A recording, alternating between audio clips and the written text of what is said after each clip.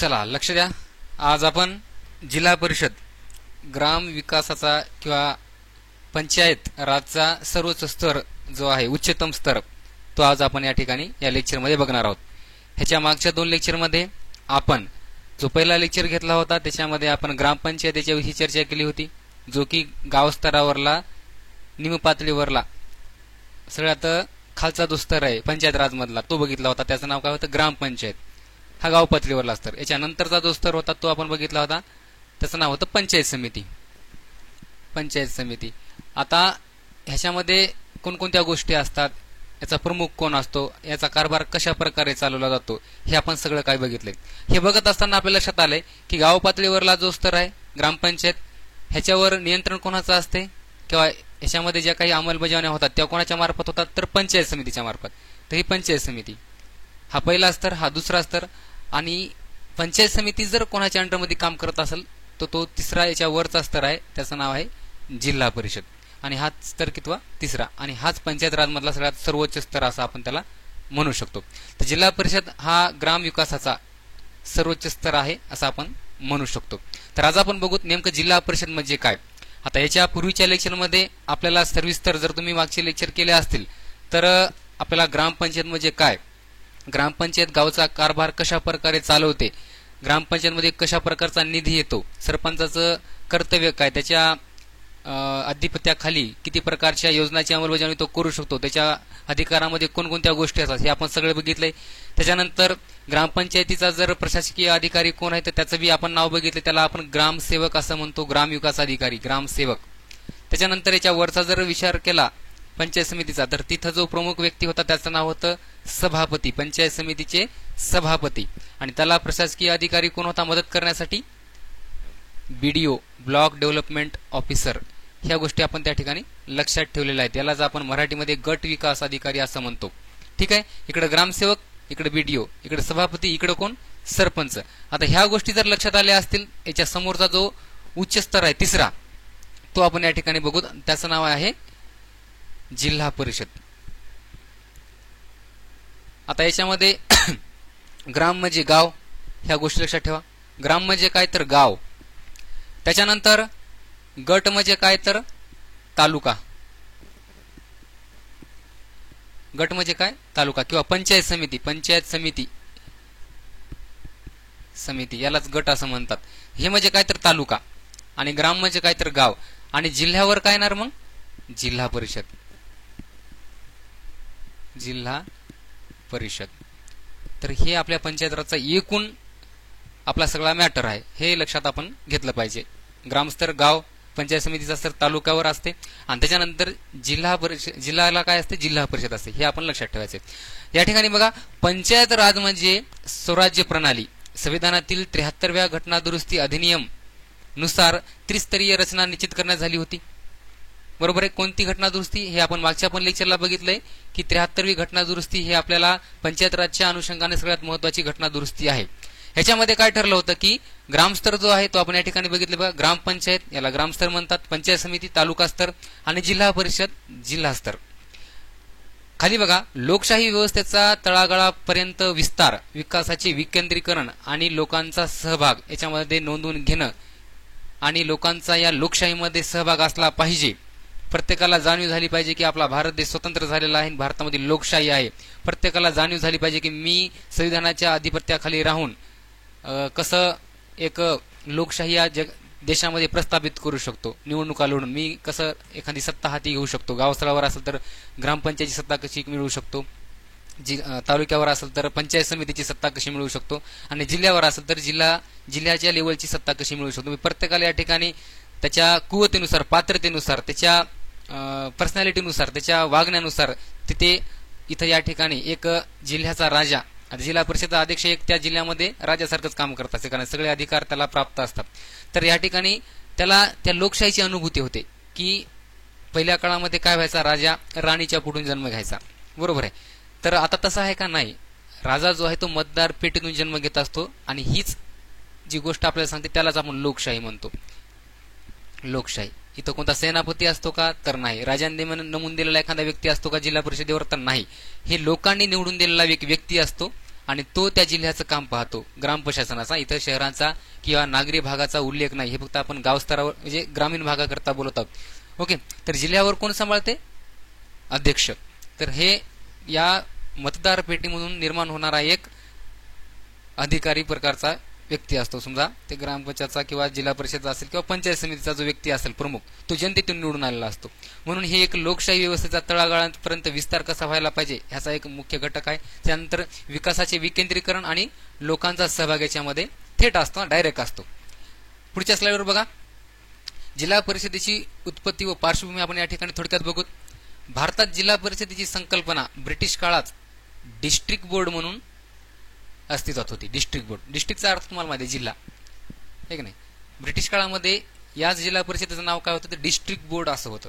स्वतंत्र भारतानंतर बलवंतराय मेहता समिती 1957 या समितीनुसार त्रिस्तरीय प्रणालीची शिफारस या समितीने केली होती. कोणती समिती? आता ह्या समित्या ज्या आहेत याच्या संबंधातील जे काही कलम आहेत, भाग आहेत संविधानातले, ते आपण त्याच्यावर सविस्तर लेक्चर घेणार आहोत. आणि हे आपले 3 स्तर झाल्याच्या नंतर त्याच्यामुळे या समित्या, इथं तुम्ही याच्यावर लक्ष जास्त ठेवलं नाही तरी चालते, या समित्यावर आपण एक स्पेशल लेक्चर घेणार आहोत. समिती, त्याच्यानंतर राजघटनेमधील जे काही कलम आहेत ते आपण याच्यावर एक स्पेशल लेक्चर घेणार. फक्त या ठिकाणी लक्षात ठेवा की त्रिस्तरीय प्रणालीची शिफारस कोणी केली होती? तर बलवंतराय मेहता समिती. याच्यानंतर एक अशोकराव समिती आहे, अशोकराव मेहता समिती, त्याच्या शिफारशी काय ते आपण नंतर बघणार आहोत. अशा प्रकारच्या आपल्या महाराष्ट्रामध्ये जर ही त्रिस्तरीय किंवा पंचायत राजची जी काही शिफारस आहे ती वंसतराव नाईक यांच्या शिफारसीनुसार आहे, तर हे आपण नंतर सविस्तर बघणार आहोत. या ठिकाणी फक्त तुम्ही हे 3 स्तर नेमके काय हे आपण या ठिकाणी जाणून घेणार आहोत. त्या दिवशी आपण ग्रामपंचायत बघितलंय, त्यानंतर पंचायत समिती बघितली आणि आज आपण जिल्हा परिषद बघू. हे झाल्याच्या नंतर आपण जे काही त्याचे इसवी सन असतील, कलम असतील आणि ज्या काही संबंधित समित्या असतील त्या आपण एका सविस्तर लेक्चरमध्ये बघणार आहोत. पुढे बघा, महाराष्ट्रात 1961 मध्ये महाराष्ट्र जिल्हा परिषद व पंचायत समिती अधिनियम हा पारित झाला. इसवी सन किती? 1961 मध्ये. 1 मे 1962 रोजी पहिल्या जिल्हा परिषदांची स्थापना झाली. 1 मे 1962 रोजी, हे इसवी सन आपण ध्यानात ठेवायचे. आज महाराष्ट्रातील प्रत्येक जिल्ह्यामध्ये एक जिल्हा परिषद आहे. महाराष्ट्रामध्ये जिल्हे किती आहेत? एकूण 36. आता इथं फक्त आपण बोलताना असं म्हणतो की महाराष्ट्रामध्ये प्रत्येक जिल्ह्यामध्ये एक जिल्हा परिषद आहे. फक्त या ठिकाणी आपण लक्षात ठेवायचे की फक्त मुंबई शहर आणि मुंबई उपनगर हे जे आहेत या ठिकाणी जिल्हा परिषदा अस्तित्वात नाही, कारण इथं 100% जो एरिया आहे तो नागरी भागामध्ये मोडतो. म्हणून या 2 ठिकाणी हे एक आणि हे एक, हे एकूण मिळून किती झाले? 2. या 2 याच्यामध्ये आपल्याला जिल्हा परिषद पाहायला मिळत नाही. म्हणून जरी आपल्या महाराष्ट्रामध्ये जिल्हे 36 असले तरी एकूण महाराष्ट्रामध्ये जिल्ह्यांच्या संख्ये इतकी आपली जिल्हा परिषदेची संख्या नाही. याचं कारण आहे की मुंबई आणि मुंबई उपनगर याच्यामध्ये जिल्हा परिषदा नाहीत. म्हणून महाराष्ट्रामध्ये एकूण जिल्हा परिषदेची संख्या होती 34. हे आपण आकडा लक्षात ठेवायचा आहे. हे ध्यानात ठेवण्यासारखं आहे. ह्याच्यामध्ये कन्फ्युजन करायचं नाही. नाहीतर आपल्याला पाठ असतात की महाराष्ट्रामध्ये जिल्हे 36 आहेत, मग प्रत्येक जिल्ह्यामध्ये एक जिल्हा परिषद आहे असं जर आपण लक्षात ठेवलं तर आपला त्या ठिकाणी कॅल्क्युलेशन चुकू शकतो. आपण 3600 उत्तर लिहू शकतो. परंतु हे लक्षात ठेवायचं की मुंबई उपनगर आणि मुंबईमध्ये शहरमध्ये जिल्हा परिषदा नाहीत. म्हणून एकूण जिल्हा परिषदेची संख्या किती होते? तर 34 होते. ओके, हे आपण या ठिकाणी नोटिफाय करून घ्या. आता या ठिकाणी पुन्हा समोर बघूत आपण. आता जिल्हा परिषदेची रचना कशा प्रकारची असते ते बघूत आपण. बघा, सदस्य यामध्ये जिल्ह्यातील प्रत्येक पंचायत समिती क्षेत्रातून थेट निवडलेले सदस्य असतात. म्हणजे याची एक निवडणूक होते. आता तुम्ही एक लक्षात ठेवा, पुढच्या महिन्यामध्ये कालच नोटिफिकेशन आले, तुम्ही पाहू शकता पेपरवर किंवा अन्य गुगलवर, एक विकिपीडियावर तुम्हाला ते मिळून जाईल की 2 डिसेंबर 2025 ह्या दिवशी आपल्या महाराष्ट्रामध्ये किंवा आपले जिल्हे असेल, परभणी असेल, हिंगोली असेल, याच्यामध्ये पंचायत समिती आणि जिल्हा परिषदेच्या निवडणुका आहेत. काय आहेत? निवडणुका.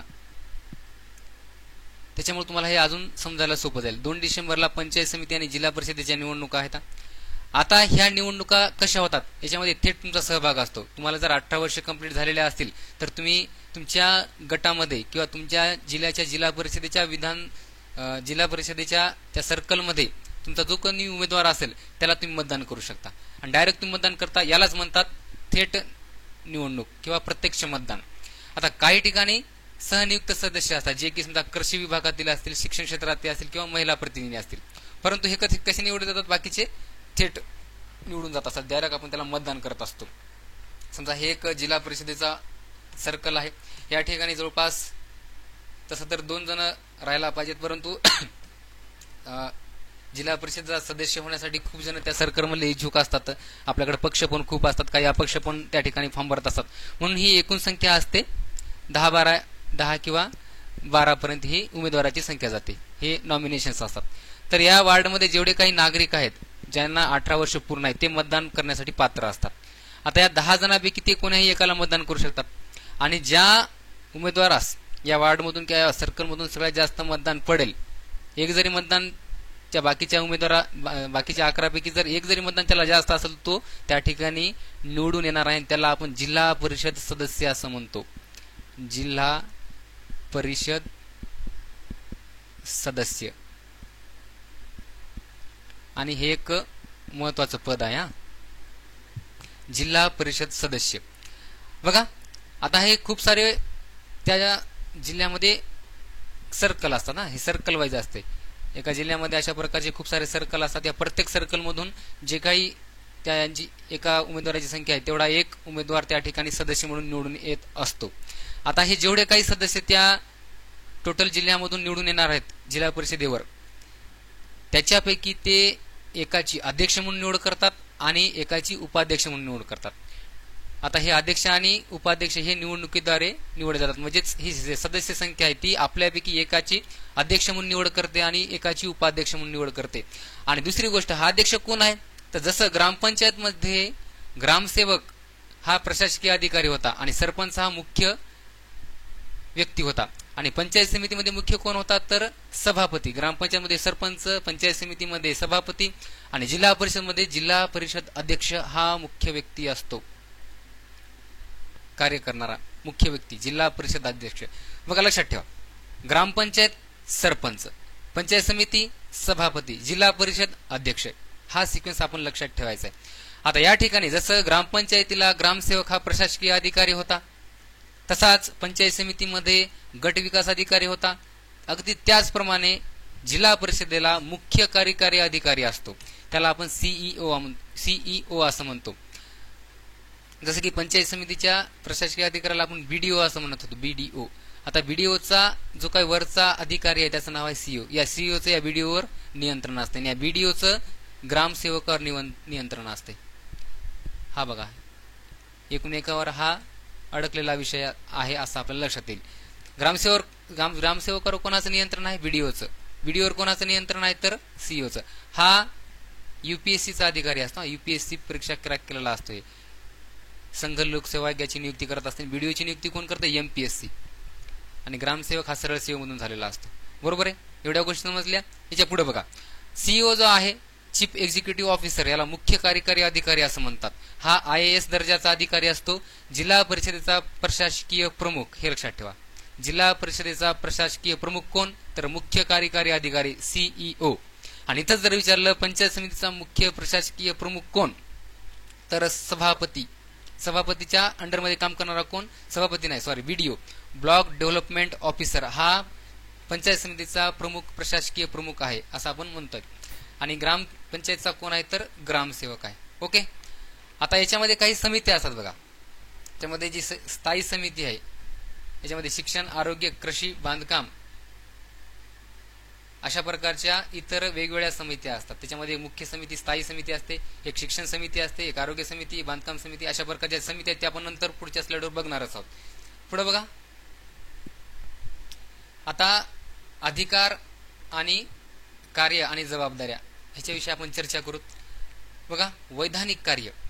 नंबर 1, प्राथमिक शिक्षणाचे नियोजन व अंमलबजावणी. आपल्या जिल्ह्याच्या क्षेत्रामध्ये जेवढ्या काही प्राथमिक शाळा असतात त्याच्यावर सगळं नियंत्रण किंवा सगळी जबाबदारी जर कोणावर असेल तर ती त्या जिल्ह्यातल्या जिल्हा परिषदेवर असते. जिल्हा परिषद.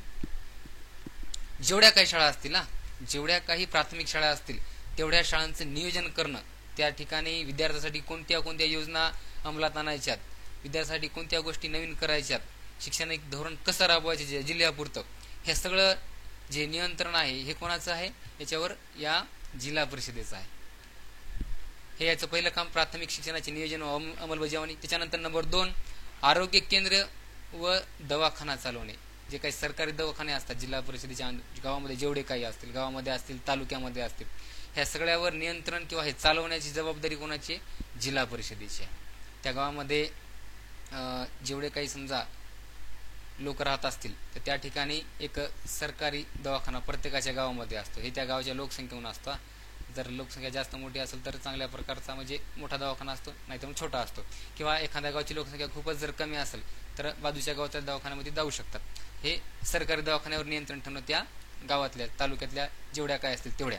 त्याच्यानंतर रस्ते असतील, पूल असेल, पाणी पुरवठा असेल, सिंचन, या सगळ्यांचं नियोजन करणे आणि त्याच्यावर देखरेख ठेवणं व या योजनांची अंमलबजावणी करणे, हे पण कार्य जिल्हा परिषदेच्या अंडरमध्ये येते. ही जबाबदारी यांची आहे. त्याच्यानंतर कृषी, पशुसंवर्धन आणि उद्योग विकास, याच्याविषयी पण वेगवेगळ्या योजना राबवणे, हे पण काम कोणाचं आहे, तर जिल्हा परिषदेचं आहे. आता हे आपण नंतर पुढच्या स्लाइडमध्ये बघणारच आहोत, नेमकं कशा प्रकारे हे योजनाची अंमलबजावणी करत असतात.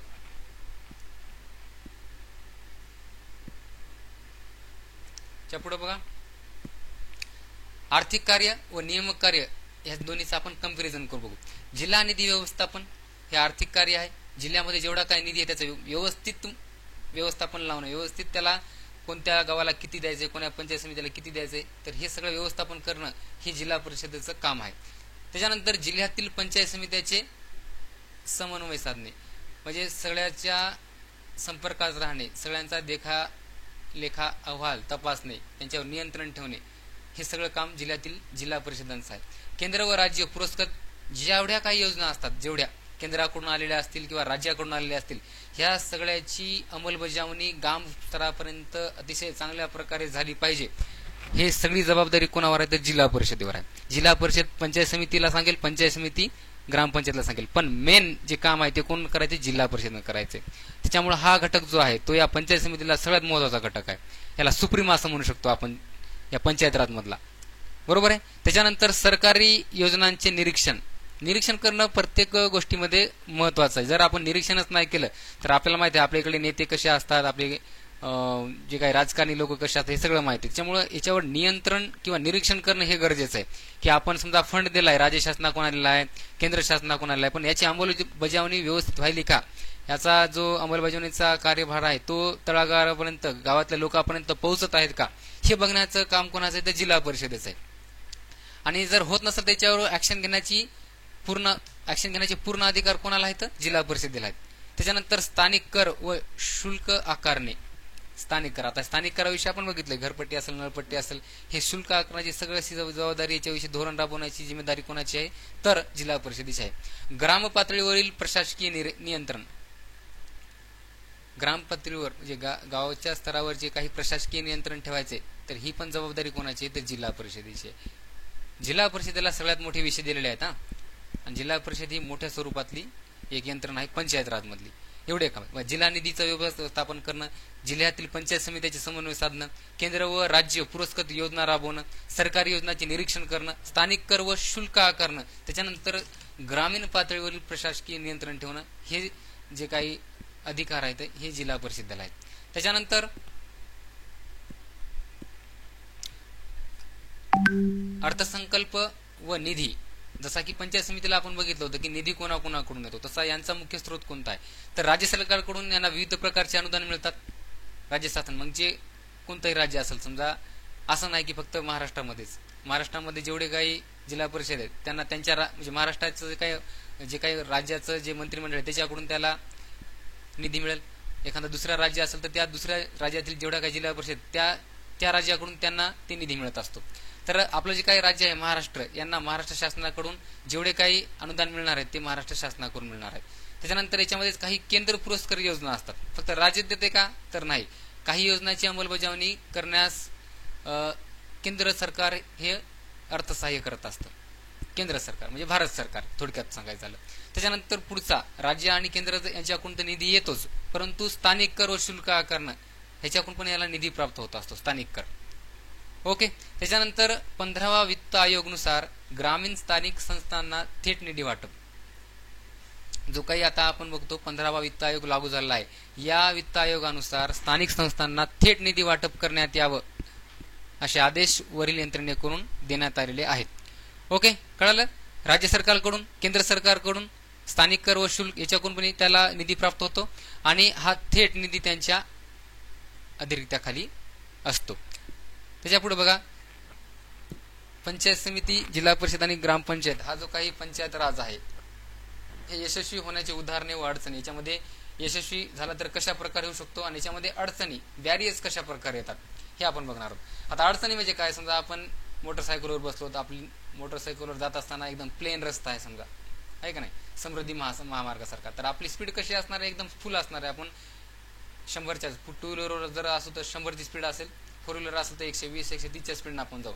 परंतु आपली स्पीड जर समजा कंट्रोल करायची असेल तर या ठिकाणी काय, समजा गतिरोधक जर केले तर आपण जे फास्टमध्ये पळालो आपल्याला ते ब्रेक लागणार का नाही, ब्रेक लागणार, याचा अर्थ काय, आपल्या स्पीडमध्ये अडचण येणार.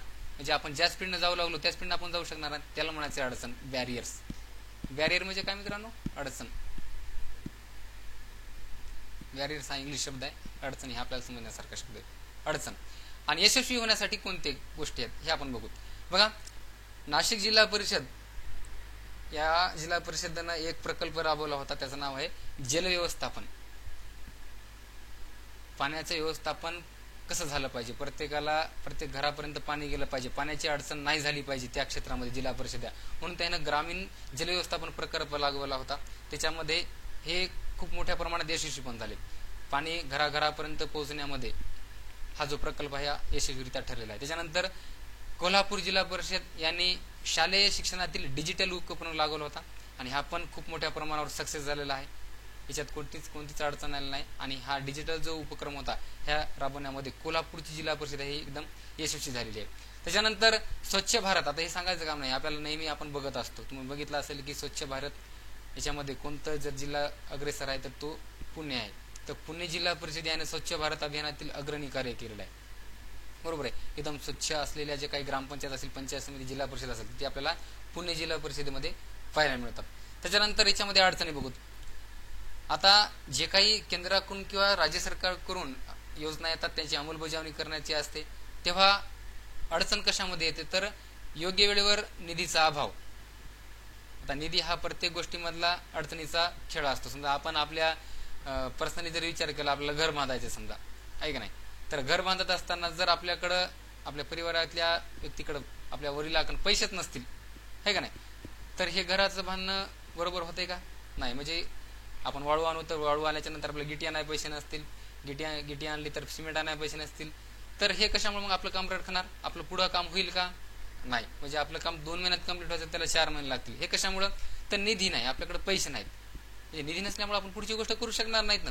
तर तसंच जिल्हा परिषदेमध्ये पण अडचण आहे. जर हे जसं घरामध्ये निधी नाही तसंच जिल्हा परिषदेमध्ये एखादं काम होण्यासाठी जर अडचण येत असेल त्याचा प्रमुख घटक काय असतो, निधी. निधीची अडचण असेल तर आपण काम करू शकणार नाही. त्याच्यावर वेळेवर मंजुरी न मिळणे. आता हे मंजुरी देण्याचं काम कोणाचं असते, राज्य शासनाचं असते. जिल्हा परिषद जेवढे काही योजना राबवते त्याला जे मंजुरीचं जे काही अधिकार आहेत ते राज्य शासनावर आहेत. ते वेळेवर मंजुरी न मिळणे, निधी वेळेवर न मिळणे, त्याच्यानंतर काही राजकीय हस्तक्षेप असतात, राजकारण प्रत्येक गोष्टीमध्ये होते, कोणते काम करायचं झालं. त्याच्यानंतर अधिकारी कर्मचाऱ्यांची यांची कमतरता. आता आपण बघत आहोत की सरकार जास्तीत जास्त जे काम आहेत ते कंत्राटी कर्मचाऱ्याकडून करून घेण्याचा जास्तीत जास्त प्रयत्न करत आहे. ह्याच्यामुळे काय होतंय, प्रत्येक क्षेत्रामध्ये आपण बघतो, कोणतंही क्षेत्र घ्या, कोणतंही प्रशासकीय क्षेत्र घ्या सरकारचं, त्याच्यामध्ये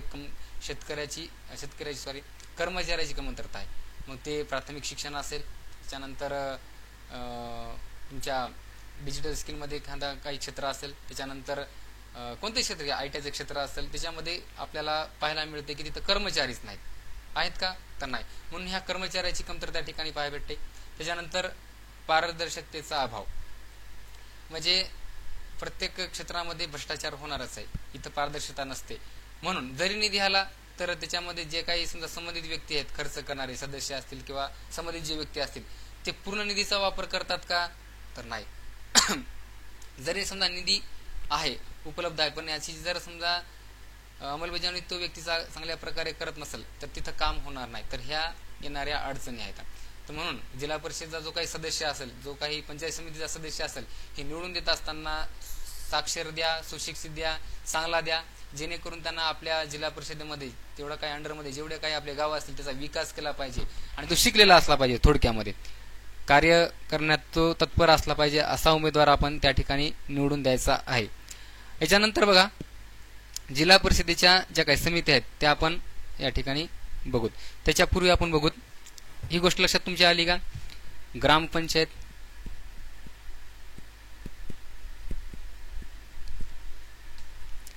इथं कोण आहे? सरपंच. इथं कोण आहे? ग्रामसेवक. ओके. इथं काय? पंचायत समिती.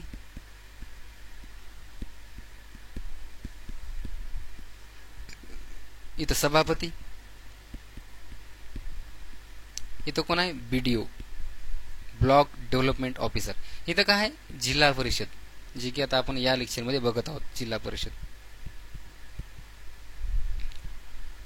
इथं कोण आहे? CEO, चीफ एक्झिक्युटिव्ह ऑफिसर, मुख्य कार्यकारी अधिकारी. इथं काय? गट विकास अधिकारी.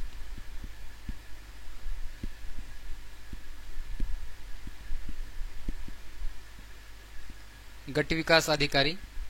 इथं मुख्य कार्यकारी अधिकारी.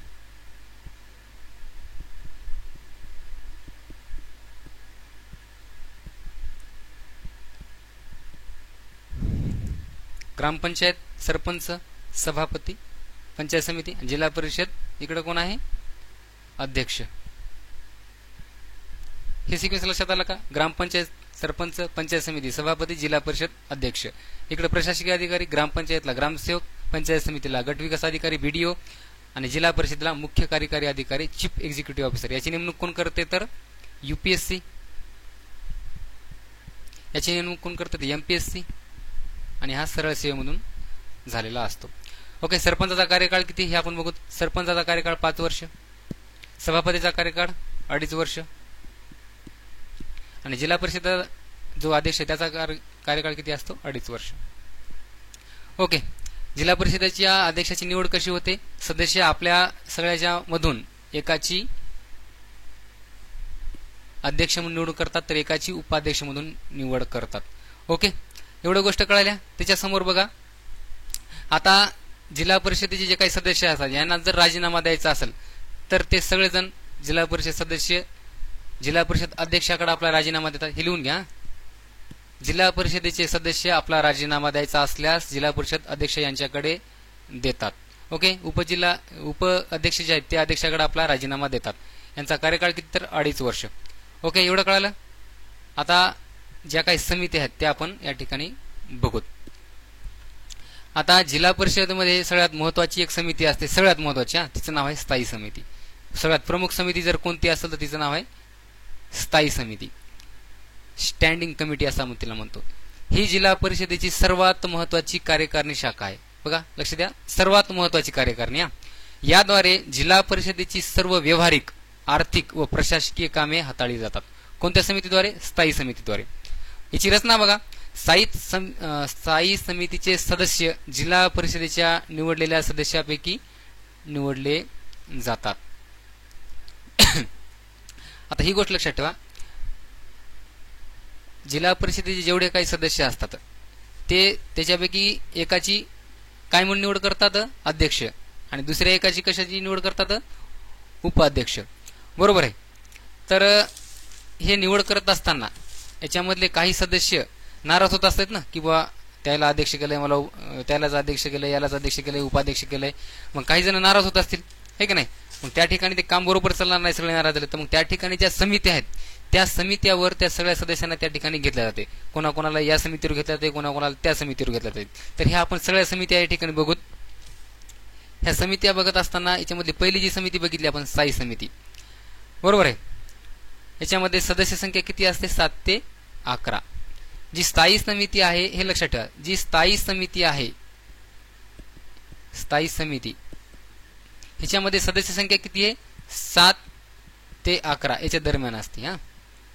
यामध्ये जिल्हा परिषद अध्यक्ष उपाध्यक्ष हे पदसिद्ध सदस्य असतात. या समितीमध्ये जिल्हा परिषद सदस्य ते तर असतातच काही आणि मुख्य जर कोण पदसिद्ध असतात तर ते जिल्हा परिषद अध्यक्ष असतात आणि उपाध्यक्ष. म्हणजे स्थायी समितीमध्ये जिल्हा परिषद अध्यक्ष आणि उपाध्यक्ष हे दोन असणारच ही गोष्ट लक्षात ठेवा. स्थायी समितीमध्ये उपाध्यक्ष आणि अध्यक्ष हे असणारच आहेत, ही गोष्ट लक्षात ठेवायची. त्याच्यानंतर बघा या स्थायी समितीचे जे कार्य आहेत ते आपण या ठिकाणी बघू. जिल्हा परिषदेच्या सर्व प्रमुख आर्थिक व्यवहारावर नियंत्रण ठेवणे. कारण आर्थिक हीच गोष्ट सगळ्यात महत्वाची आहे. आपल्याला जर कोण्याही गावचा विकास करायचा असेल, तालुक्याचा विकास करायचा असेल, जिल्ह्याचा, तिथे येणारा जो निधी आहे तो व्यवस्थितरित्या वापरण्यात आला तरच त्या ठिकाणी विकास होऊ शकतो. नाहीतर त्याच्यावर कोणाचं नियंत्रण नसेल तर आपण तो निधी जो बरोबर आहे त्याचं उल्लंघन होऊ शकते, त्याला कोणी वापरू शकते, हे की नाही. म्हणजे त्याचा आपल्याला फायदा होणार आहे. म्हणून या समितीचं प्रमुख कार्य काय तर या आर्थिक व्यवहारावर नियंत्रण ठेवणे हे स्थायी समितीचं काम आहे. ओके. त्याच्यानंतर विविध विकास योजनांची अंमलबजावणी व त्याचा अहवाल पाहणे. या जिल्हा परिषदेमार्फत जेवढे काही विकास योजना राबवल्या जातील तेवढ्यांचा अहवाल पाहणं हे या स्थायी समितीचं काम आहे. त्याला असं कोणी म्हणू शकत नाही. समजा दुसरी समिती एखादी आणि ही स्थायी समिती त्याला म्हणजे तुमचा अहवाल दाखवा तर ते नाही म्हणू शकत नाही. त्याला दाखवाच लागणार आहे आणि त्याच्यामध्ये काही जर त्रुटी असतील, क्युरीज असतील तर ते सोडून त्याला ते सांगू शकतात की तुम्ही याच्यामध्ये असा प्रकारचा बदल करू शकता. हा अधिकार स्थायी समितीला प्राप्त आहे. त्याच्यानंतर जिल्हा निधीचा वापर योग्य प्रकारे झाला का नाही हे तपासणे आणि सगळ्यात महत्त्वाची गरजेचं आहे.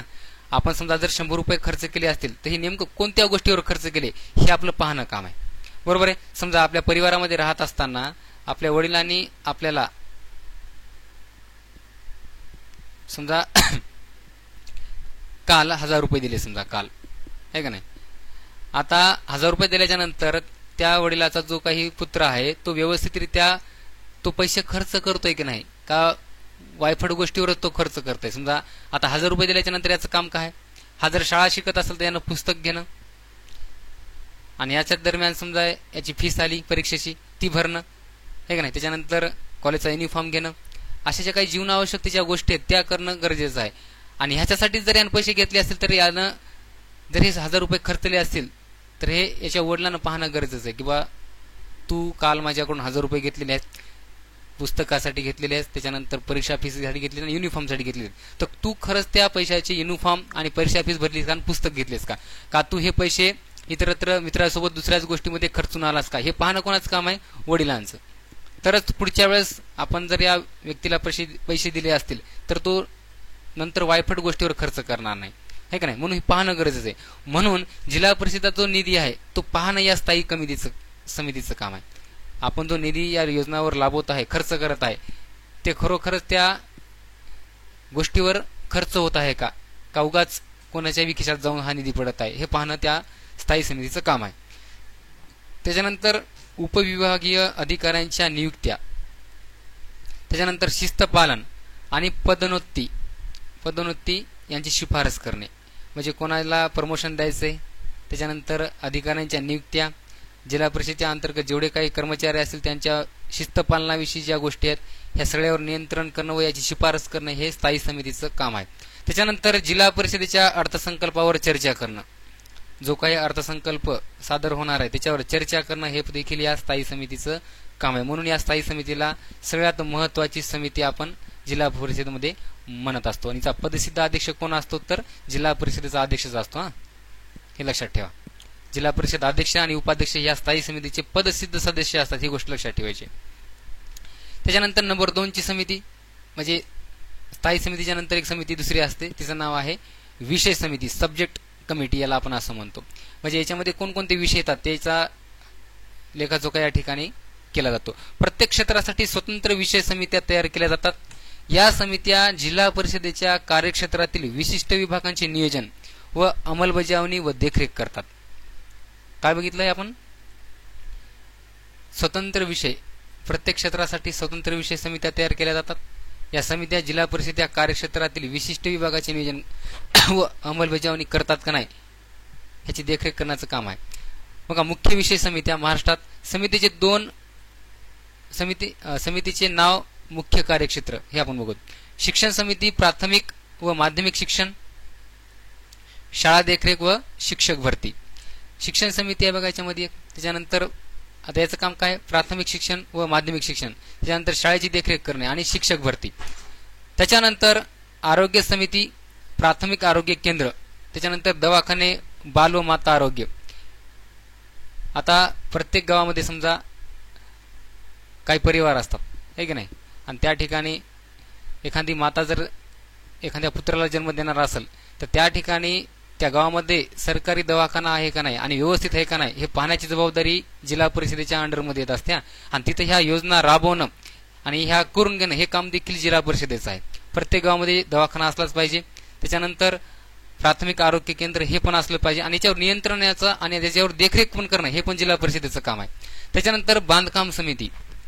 बांधकाम समितीचं काम काय, तर जिल्हा परिषदेच्या अंडरमध्ये जेवढे काही गावं असतील त्या गावामध्ये रस्ते बांधणं आणि ते गाव शहरांना जोडणं हे काम कोण करणार आहे, तर जिल्हा परिषद करणार आहे.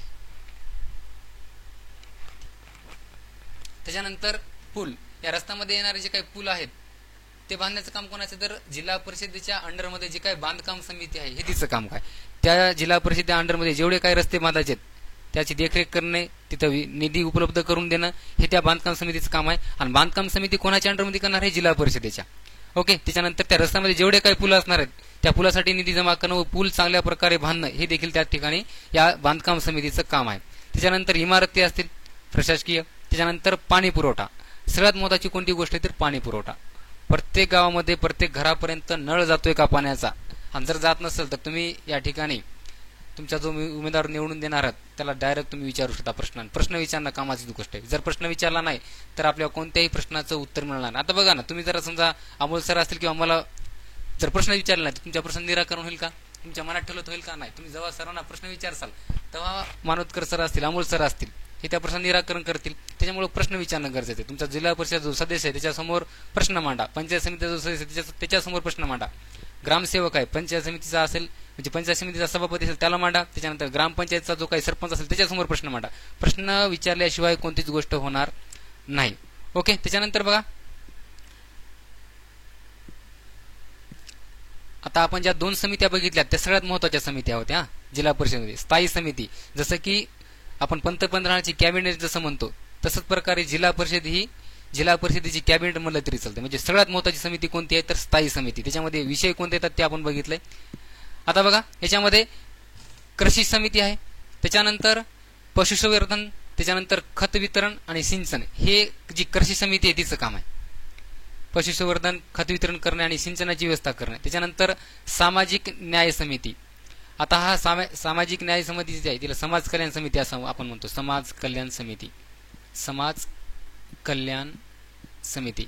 आणि हिचा जो काही सभापती असतो या समितीचा तो अनुसूचित जाती आणि जमातीमधून ठरवला जात असतो. इथं जे काही सदस्य असतात ते स्वतःमधून ठरवत नाहीत, स्वतः ठरवतात, परंतु ही जागा राखीव असते कोणासाठी, SC आणि ST कॅन्डिडेटसाठी, कारण हा समाज कल्याणचा घटक आहे. म्हणून इथला जो सभापती आहे, मी तुम्हाला जर प्रश्न विचारला असा पुढच्या काळामध्ये समाज कल्याण समितीचा सभापती कोणत्या प्रवर्गातून नेमला जातो, तर याचं उत्तर आपल्याला सांगता येईल SC आणि ST.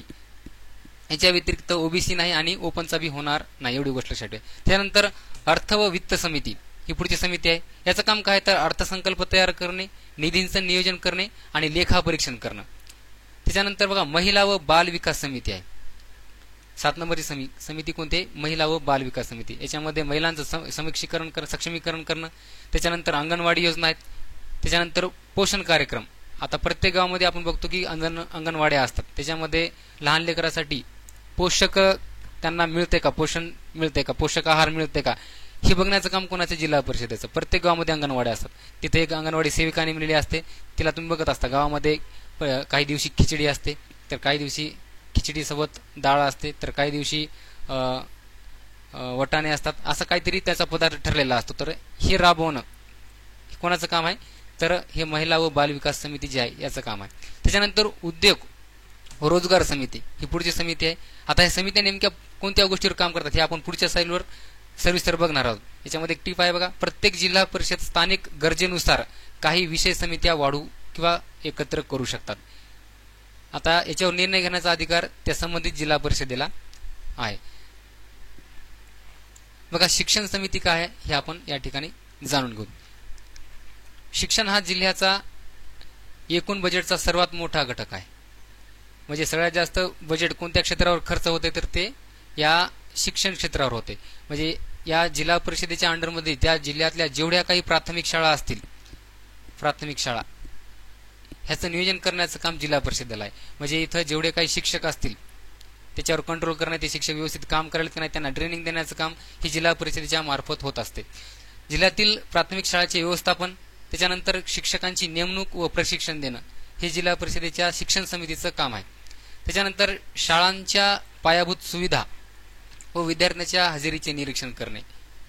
म्हणजेच एका गावामध्ये समजा ही शाळा आहे का नाही, जशी प्रत्येक गावामध्ये एक शाळा असते, प्राथमिक शाळा असते, या शाळेचं काम व्यवस्थितरित्या चालू आहे का नाही हे काम किंवा ते शिक्षण बरोबर चालू आहे का हे पाहण्याचं जे अधिकार आहेत हे शिक्षण समितीला आहे. म्हणजे डायरेक्ट त्या ठिकाणी कोणत्याही गोष्टीची तपासणी जाऊन करू शकतात की शिक्षक बरोबर शिकवतोय का, या ठिकाणी विद्यार्थी बरोबर दररोज शाळेत येतात का, या ठिकाणी विद्यार्थ्यांसाठी पिण्याच्या पाण्याची व्यवस्था बरोबर आहे का, बसण्याची व्यवस्था बरोबर आहे का, त्याच्यानंतर बोर्ड जे आहेत त्याची व्यवस्था बरोबर आहे का, जे काही आपण डिजिटल शिक्षण चालू केले त्याची ही अंमलबजावणी करत आहेत का, विद्यार्थी बरोबर शिकत आहेत का फक्त कागदोपत्रीच कारभार आहे, हे सगळं पाहण्याची जबाबदारी या शिक्षण समितीची आहे. याचं व्यवस्थापन करणं, तिथे शिक्षकाची नेमणूक करणं व त्या शिक्षकांना व्यवस्थित ट्रेन करून त्या विद्यार्थ्यांना शिक्षणासाठी शिकवण्यासाठी पाठवणं हे शिक्षण समितीचं काम आहे. ओके, हिला आपण स्पेशल हायलाइट असं पण म्हणत असतो. त्याच्यानंतर डिजिटल शिक्षण उपक्रम आणि स्मार्ट क्लास प्रकल्पाचे नियोजन करणं. आता स्मार्ट क्लास म्हणजे काय, संगणकावर लेक्चर विद्यार्थ्यांना शिकवणं, आणि हे होते का नाही पाहण्याची जबाबदारी यांची. इथे एक शिक्षण अधिकारी नेमून दिलेला असतो, हा प्रशासकीय अधिकारी असतो, आणि हा शिक्षण समितीच्या मार्फत याच्यावर देखरेख करून त्याचा अहवाल मागून घेऊ शकतो. आणि जर हे काम बरोबर नाही झालं तर त्या ठिकाणी तो त्यांना तशा प्रकारचा जॉब पण म्हणजे उत्तर पण मागू शकतो. त्याच्यानंतर जी समिती आहे तिचं नाव आहे आरोग्य समिती. शिक्षण समिती याच्यावर सगळ्यात जास्त बजेट खर्च होते हे आपण लक्षात ठेवायचे. त्याच्यानंतर आहे आरोग्य समिती. ग्रामीण आरोग्य केंद्र, PSC किंवा सब सेंटर जे असतात हे चालवणं. त्याच्यानंतर लसीकरण. आता हे लसीकरण देण्याचं काम कोणाच्या मार्फत असते, त्या गावामध्ये जे काही आरोग्य केंद्र असतात त्याच्या माध्यमातून. त्याच्यानंतर कुपोषण निर्मूलन, त्या गावामध्ये जर काही कुपोषित बालकं असतील किंवा इथून पुढे काही बालक हा कुपोषित होणार नाही या दृष्टिकोनातून ज्या काही योजना असतील राबवून आपल्या गावामध्ये येणाऱ्या पुढच्या पिढीमध्ये कुपोषित बालक जन्मासच येणार नाही, ह्या संबंधात जेवढ्या काही उपाययोजना करायच्या असतील तर त्या आरोग्य समितीनं करायच्यात आणि त्याची अंमलबजावणी देखील करायची. त्याच्यानंतर कुटुंब नियोजन कार्यक्रम राबवणं. आता आपण भारत सरकारचं तुम्हाला एक ब्रीदवाक्य माहिती आहे की हम दो आणि हमारे दो, म्हणजे दोन अपत्याच्या वर अपत्य जर असेल तर त्यांना आपण सरकारी जेवढ्या काही योजना असतात त्याच्यापासून लांब ठेवत असतो, त्याला कोणत्याही निवडणुकीला उभं राहता येत नाही, बरोबर आहे. आता जिल्हा परिषदेच्या निवडणुका आल्या आता, आहे का नाही, आणि इथं जर समजा एखाद्या व्यक्तीला 2 पेक्षा जास्त अपत्य असतील तर आपण त्याच्या विरुद्ध त्या ठिकाणी अर्ज सादर करून त्याचं नॉमिनेशन आपण रद्द करू शकतो. ही गोष्ट आपण लक्षात ठेवायची. त्याच्यानंतर कोविड सारखा संसर्गजन्य रोगाविरुद्ध नियंत्रण मोहीम राबवणं. आता मागच्या काळामध्ये जे काही कोविड आलता अशा प्रकारचा जर पुढच्या काळामध्ये काही एखादा संसर्गजन्य रोग आला तर त्याच्या नियंत्रणासाठी काय उपाययोजना करायच्यात, तर याच्यावर नियंत्रण मोहीम कशा राबवायच्यात हे राबवण्याचं काम या आरोग्य समितीचं आहे. याच्यामध्ये आपण काही कलाकाराच्या मार्फत, गीत गाण्याच्या मार्फत आपण त्या गावामध्ये जाऊन या ठिकाणी जे काय आहे जागृतीकरण करू शकतो, तळागाळापर्यंत पोहोचू शकतो की आपण काय करायला पाहिजे. जसं कोविडमध्ये आपण सगळ्यांना सांगितलं होतं की मास्क घातल्याशिवाय कोणी बाहेर निघायचं नाही, जास्तीत जास्त संपर्कात यायचं नाही, जास्त फिरायचं नाही. अशा प्रकारचा दुसरा जर एखादा रोग आला तर त्याच्यावर आपण काय नियंत्रण कशा प्रकारे करता येईल, तर हे नियंत्रण करण्यासाठी ज्या काही उपाययोजना आहेत ते ठरवण्याची जबाबदारी या आरोग्य समितीची आहे. ओके, याच्या आधीची कोणती होती, शिक्षण समिती. शिक्षणासंबंधित जेवढ्या काही गोष्टी असतील त्या राबवणे व त्याचा अहवाल सादर करून घेणं, त्याची तपासणी करणं हे काम कोणाचं होतं, शिक्षण समितीचं. आरोग्य समितीचं काम काय आहे, त्याच्या अंडरमध्ये जेवढे काही PSC सेंटर असतात, जे काही सब सेंटर असतात त्यांना चालवणे, त्याच्यावर नियंत्रण ठेवून त्याची देखरेख करणं, लसीकरण करणं, कुपोषण निर्मूलन करणं, कुटुंब नियोजन कार्यक्रम राबवणं हे त्यांचं काम आहे. त्याच्यानंतर जे काही संसर्गजन्य इथून पुढे रोग येणार आहेत त्यांना नियंत्रित करण्यासाठी ज्या काही मोहिमा राबवायच्यात ते राबवण्याचं काम या आरोग्य समितीचं आहे. त्याच्यानंतर जी 5वी समिती आहे तिचं नाव आहे बांधकाम समिती. आता सगळ्यात जास्त जर आपल्या नॉर्मल लोकाला, सर्वसाधारण व्यक्तीला जर सगळ्यात जास्त गावचा विकास झाला किंवा राज्याचा विकास झाला किंवा देशाचा विकास झाला किंवा तालुक्या जिल्ह्याचा विकास झाला हे पाहायचं जर असेल तर आपण ठळक स्वरूपात जर कोणाकडे बघत असेल तर त्या रस्त्याकडे बघत असतो. आपल्याला वाटते रस्ते जर झाले, रस्ते आपल्याला एखाद्या शहराकडे जाताना किंवा प्रवास करताना रस्ते जर आपल्याला चांगले वाटले तर आपण म्हणतो की या सरकारनं चांगलं काम केलं, आपल्या सदस्यांनी चांगलं काम केलं, रस्ते बनवले, कारण ही दिसणारी गोष्ट आहे. म्हणून ही जी बांधकाम समिती आहे हिचं काम काय आहे तर ग्रामीण रस्त्यांचे बांधकाम व देखरेख करणं, आहे का नाही. पण असं होतंय का? नाही. आपण बघत असतो की नेहमी गावाकडे रस्ते कसे असतात, त्यांच्यावर खड्डे असतात. आपण एखाद्या गावाकडे जायचं ठरवलं तर त्या ठिकाणी आपल्याला जर पावसाळ्यात जायचं ठरवलं तर आपल्याला ते पाणी साचल्यामुळे त्या ठिकाणी खड्डे पण दिसत नाही. आपली गाडी त्या ठिकाणी एकदम खराब झाल्यासारखी आपल्याला फील होतं तिथे, आहे का नाही. आदूळ आपल्या गाडीचे शॉक जातात. कारण काय? रस्त्याची त्या ठिकाणी बांधणी झालेली नसते. तर ग्रामीण भागामध्ये रस्त्याचे बांधकाम व देखभाल करणं हे जिल्हा परिषद जे काही बांधकाम समिती आहे याचं कर्तव्य आहे. त्याच्यानंतर शाळा, हॉस्पिटल्स आणि ग्रामपंचायत भवन यांचे बांधकाम करणे, म्हणजे त्या जिल्हा परिषदेच्या अंडरमध्ये जेवढ्या काही प्रशासकीय इमारती असतील, म्हणजे शाळेची असेल, हॉस्पिटलची असेल किंवा ग्रामपंचायतची असेल, हे सगळं बांधायची जी काही काम आहे ह्या बांधकाम समितीकडे असते. म्हणजे प्राथमिक शाळा, त्याच्यानंतर हॉस्पिटल, गावातले जे काही सरकारी दवाखाना असतो त्याचं बांधकाम, आणि ग्रामपंचायत हे कोणाकडे येणार आहे? बांधकाम समिती यांच्याकडे येणार आहे. त्याच्यानंतर सिंचन प्रकल्प व जलसंधारण योजना. आता एखाद्या समजा डोंगराळ भागामध्ये त्या जिल्हा परिषदेच्या अंडरमध्ये इथं समजा एक शेती आहेत खूप, आणि इथं एक मोठा तलाव आहे, समजा कोणतरी नदी आली, ह्या नदीहून जर समजा एखाद्या शेतामध्ये जास्त पाणी होऊन त्या ठिकाणी जर समजा पिकाची नासाडी होत असेल तर या ठिकाणी पाटबंधारे बांधणे व तिथलं पाणी याचं व्यवस्थापन करणं हे काम कोणाचं आहे? या बांधकाम समितीचं आहे. बांधकाम समिती काय करते तर पाहणी करते व तिथं पूल किंवा पाटबंधारा बांधते, हे का नाही. आता इथं दुसरा माणूस जाऊन बांधणार आहे का? तर नाही. हे काम कोणाचं? सरकारचं. म्हणून हे जे बांधायचं काम आहे हे जिल्हा परिषदेच्या अंडरमध्ये असलेली बांधकाम समिती पाटबंधारे बांधायचं काम करत असते. एवढ्या गोष्टी लक्षात आल्या. शाळा यांचं बांधकाम समिती हे करते. त्याच्यानंतर हॉस्पिटल असतील, ग्रामपंचायत असतील. त्याच्यानंतर याच्या अंडरमध्ये येणारे जेवढे काही रस्ते आहेत याची देखभाल व बांधकाम करणं हे बांधकाम समितीचं काम आहे. यालाच आपण सार्वजनिक बांधकाम समिती असंही देखील म्हणतो. सार्वजनिक बांधकाम समिती. ओके. त्याच्यानंतर पुढे बघा, 6वी समिती आहे तिचं नाव आहे सामाजिक न्याय व महिला समिती. समाजातील दुर्बल घटकांसाठी योजना राबवणे. मागासलेले जे घटक आहेत जे की समजा त्यांना आतापर्यंत कोणताच लाभ मिळाला नाही, अशाची तपासणी करणे, त्याला विविध प्रकारचे लाभ मिळवून दे. म्हणजे एखाद्या गावामध्ये राहणाऱ्या एखाद्या व्यक्तीकडे घरच नसेल राहायला तर त्याला घरकुल मिळवून देणं. त्याच्यानंतर ज्या घरामध्ये लाईटची व्यवस्था आहे का नाही हे बघणं, म्हणजे सगळं करण्याची जी काही हे आहे ते सामाजिक न्याय व महिला समिती यांच्याकडे आहे. त्याच्यानंतर महिला बचत गटांना मदत.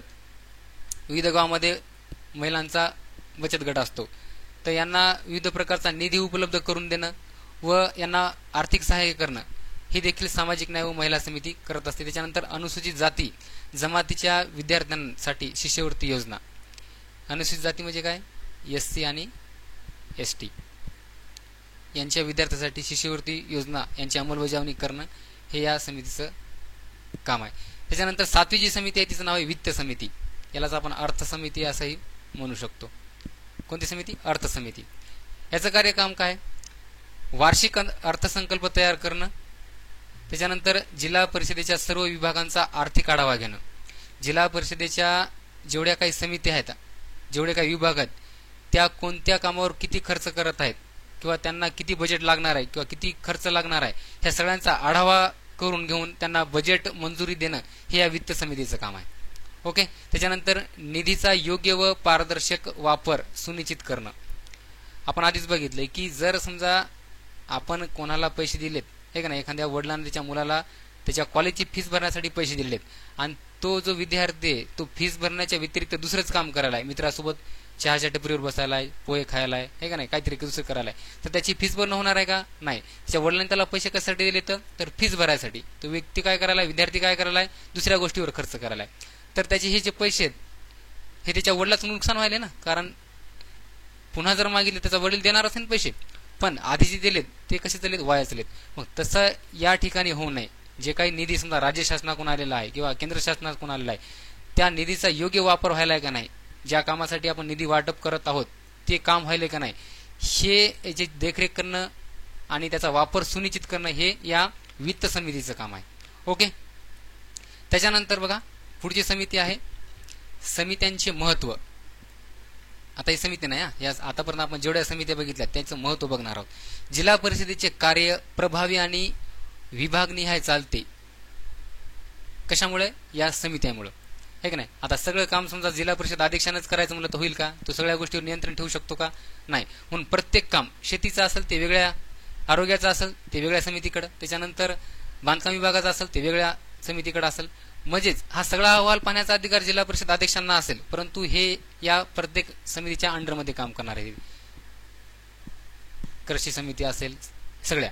त्याच्यानंतर निर्णय प्रक्रियेत लोकप्रतिनिधींचा सहभाग याच्यामुळे वाढतो. कशामुळे? या समित्यामुळे. त्यानंतर स्थानिक स्तरावर प्रशासनातील जबाबदारी आणि उत्तरदायित्व वाढते. स्थानिक स्तरावर म्हणजे ग्राम स्तरावर, हे लक्षात ठेवायचं आपण. पुढे बघा संविधानिक अधिष्ठान. या ठिकाणी 73व्या हे तर आपण बागेच बघितलं, तुम्हाला पहिल्या स्लाइडला सांगितले की जी मुख्य घटना दुरुस्ती आहे ती कोणती आहे, तर 73वी. अधिनियम वर्ष कोणतं, ते 1992. हे आपण लक्ष हे पाठच करून ठेवायचं. 73वी घटना दुरुस्ती अधिनियम 1992 हे सगळ्यात महत्वाची आपल्यासाठी कलम आणि ते इसवी सन आहे. त्यानंतर कलम 243B ते 243O अंतर्गत पंचायत समिती राजव्यवस्था आहे. 243B पासून ते 243O पर्यंत. आणि पंचायत राज हे भाग कोणत्यामध्ये आहे, तुम्हाला अमोल सरांनी शिकवत असताना सांगितले की संविधानाचा भाग क्रमांक किती, 9, याच्यामधल्या कलमा 243B पासून ते 243O पर्यंत हे आपण लक्षात ठेवायचे. आणि यालाच मिनी मंत्रालय असं देखील म्हणतात. काय म्हणतात या जिल्हा परिषदेला किंवा या पंचायत राजला? जिल्हा परिषदेला मिनी मंत्रालय असं म्हणतात. मिनी मंत्रालय हे आपण नाव लक्षात ठेवा. मिनी मंत्रालय. जिल्हा परिषदेला काय म्हणतात, तर मिनी मंत्रालय असं म्हणतात. हे आपण लक्षात ठेवायचे. ओके. संविधानाचा भाग क्रमांक किती, 9. कलम कोणती, 243B पासून ते 243O पर्यंत. यामध्ये स्थायी समित्या आणि विषय समित्यांच्या स्थापनेला वैधानिक मान्यता दिलेली आहे. ओके. तर हा जो स्तर आहे तो आपण ग्रामपंचायत पासून बघितलाय. ग्रामपंचायत असेल, पंचायत समिती असेल, जिल्हा परिषद असेल, या सगळ्याच्या माध्यमातून आपण बघितलंय की नेमका ग्राम प्रशासनाचा, पंचायत राजचा कारभार कशा प्रकारे चालतो. जर गाव असेल तर त्या गावामध्ये ग्रामपंचायत असते. ग्रामपंचायतचा प्रमुख कोणतं, सरपंच. सरपंच त्या गावामध्ये जेवढ्या काही गोष्टी असतील त्याच्यावर नियंत्रण ठेवण्याचं काम, सरकारकडून जेवढ्या काही निधी येणार आहेत, जेवढा काही अंमलबजावणी येणार आहे, योजना येणार आहेत, त्या सगळ्याची अंमलबजावणी करणं व त्या ग्रामपंचायतवर नियंत्रण ठेवणं व ग्रामपंचायतच्या सगळ्या सरकारी कर्मचाऱ्याच्या मार्फत काम करून घेणं व सदस्यावर नियंत्रण ठेवणं, प्रत्येक वार्डमध्ये कोणत्या गोष्टीची गरज आहे हे पाहणं, हे काम कोणाचं आहे, तर ग्रामपंचायतमध्ये असलेल्या प्रमुख व्यक्तीचं म्हणजे सरपंचाचं. प्रशासकीय अधिकारी कोण, तर ग्रामपंचायतचा ग्रामसेवक, यालाच आपण ग्राम विकास अधिकारी असंही म्हणत असतो. त्याच्यानंतर पुढचा स्तर कोणता आहे, तर पंचायत समिती. पंचायत समितीचा प्रमुख कोण, तर सभापती. त्याच्यानंतर इथं प्रशासकीय अधिकारी मुख्य कोण, तर BDO, ब्लॉक डेव्हलपमेंट ऑफिसर, गट विकास अधिकारी असं आपण म्हणतो. त्याच्यानंतर पुढचा सर्वोच्च उच्चतम व सर्वोत्तम स्तर म्हणलं तर जिल्हा परिषद, मिनी मंत्रालय ज्याला आपण म्हणतो. तिथं अध्यक्ष, मुख्य माणूस कोण असणार आहे, तर जिल्हा परिषदचा अध्यक्ष. तिथं प्रशासकीय अधिकारी सगळ्यात महत्वाचा कोण, तर चीफ एक्झिक्युटिव्ह ऑफिसर, यालाच आपण मुख्य कार्यकारी अधिकारी असं म्हणतो, CEO. ओके. हा सिक्वेन्स जर ध्यानात ठेवला तर आपल्याला ध्यानात ठेवायला काहीच अवघड जाणार नाही आणि तुमच्या कोणत्याही प्रश्नाचं उत्तर या ठिकाणी चुकणार नाही. आणि कलम कोणत्या महत्वाच्या आहेत, तर संविधानातल्या भाग क्रमांक 9 मधील पंचायत राजच्या कलम क्रमांक 243B पासून ते 243O पर्यंत ह्या सगळ्या कलमात ज्या आहेत त्या पंचायत राजच्या संदर्भात आहेत, हे आपण लक्षात ठेवायचे. घटना दुरुस्ती कोणती, तर 73वी घटना दुरुस्ती, इसवी सन कोणतं, 1992. ह्या गोष्टी आपण लक्षात ठेवायच्या आहेत. ओके. आणि यानंतर सरपंच, सभापती आणि जिल्हा परिषद अध्यक्ष यांचे जे काही वेतन आहे, यांचा कार्यकाळ जे आहे ते आपण पुढच्या लेक्चरमध्ये शॉर्टमध्ये याच्यावर व्हिडिओ बनवू, जेणेकरून तुम्हाला लक्षात ठेवायला सोपं जाईल. तो पुढचा लेक्चर तुम्ही व्यवस्थित करा. त्यांचे वेतन जे आहे, त्यांचा कार्यकाळ किती असतो, त्यांची नेमणूक कशा प्रकारची असते, ते आपण या ठिकाणी पुढच्या लेक्चरमध्ये सविस्तर लेक्चर घेऊन त्याच्याविषयी माहिती घेऊ. आणि आतापर्यंत ग्रामपंचायत पासून ते जिल्हा परिषद पर्यंत तुम्हाला ज्या काही अडचणी असतील तुम्हाला काही गोष्टी समजणार नसतील तुम्ही मला या ठिकाणी कमेंट्समध्ये विचारा, आपण ते निराकरण करायचा प्रयत्न करू. त्याचप्रमाणे आपण ग्रामसेवक, BDO आणि CO ह्यांचं वेतन श्रेणी व त्यांचं जे काही आहे काम कशा प्रकारचं असतं ते पण त्याच्यावर आपण एक शॉर्ट व्हिडिओ बनवून आणि ते पुढच्या लेक्चरमध्ये आपण बघू. तर आतापर्यंत तुम्हाला याच्यावर शिकवण्यामध्ये काही अडचण असेल, काही शंका असतील तर तुम्ही मला कमेंटमध्ये विचारा आणि तोपर्यंत आपण थांबू. जय हिंद, थँक्यू.